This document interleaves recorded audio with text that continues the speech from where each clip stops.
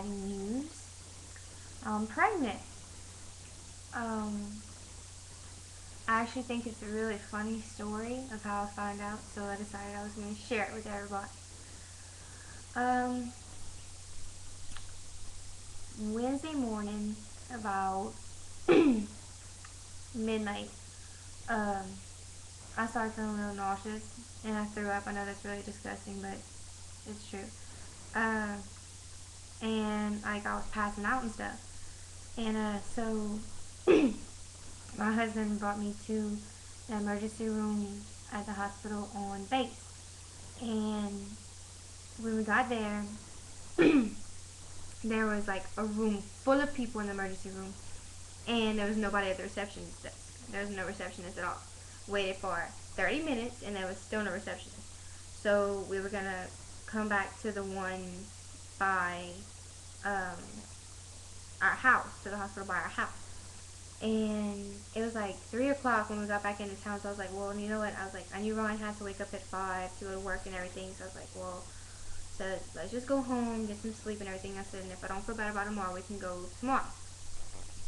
So he went to work and everything. He got off at 12. We were hanging out and stuff, and like I started feeling really bad again around like 6:30, and I passed out again. And so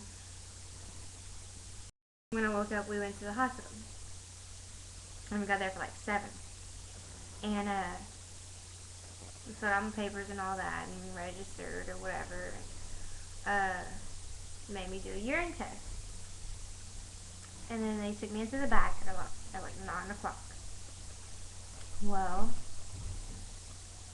over there, if they have to draw blood, they use an IV needle, which hurts like 10 times worse than a blood needle they use to draw blood. So, yeah. So they do that. They do that because that way, if they have to draw blood and if they have to stick the IV in you, if you have to stay overnight or whatever, that way, they only do it in one stick, right? Well, this is before they found out I was pregnant, and I told the guy to stick me right here, because I said my veins roll, and that's the only place that anybody's ever just been able to just get it right on the first try, right? Well, he said we're gonna start somewhere else, so he decides we're gonna start here. You see how it's blue? It's bruised? Yeah.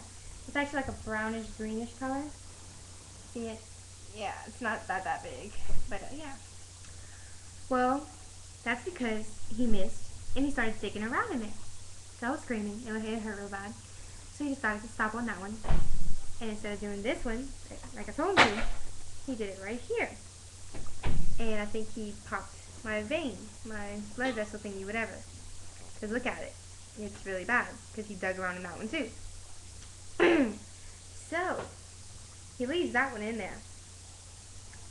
And finally decides to try right here. Look at that. All you can see is a little stick. No bruise. Because he didn't have to dig around. He got it on the first try. Like I told him in the first place. But no, they don't listen to patients. So yeah.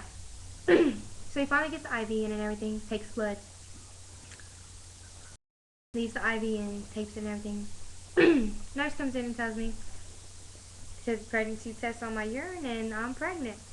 So they're gonna wait for the blood test to come in to see if it's true, you know. So I'm like sitting there, my arms are hurting, especially where the IV is like really sore. It hurts really bad.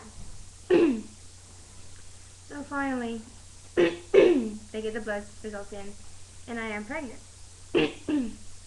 And I have a bladder infection, which is common for pregnant women.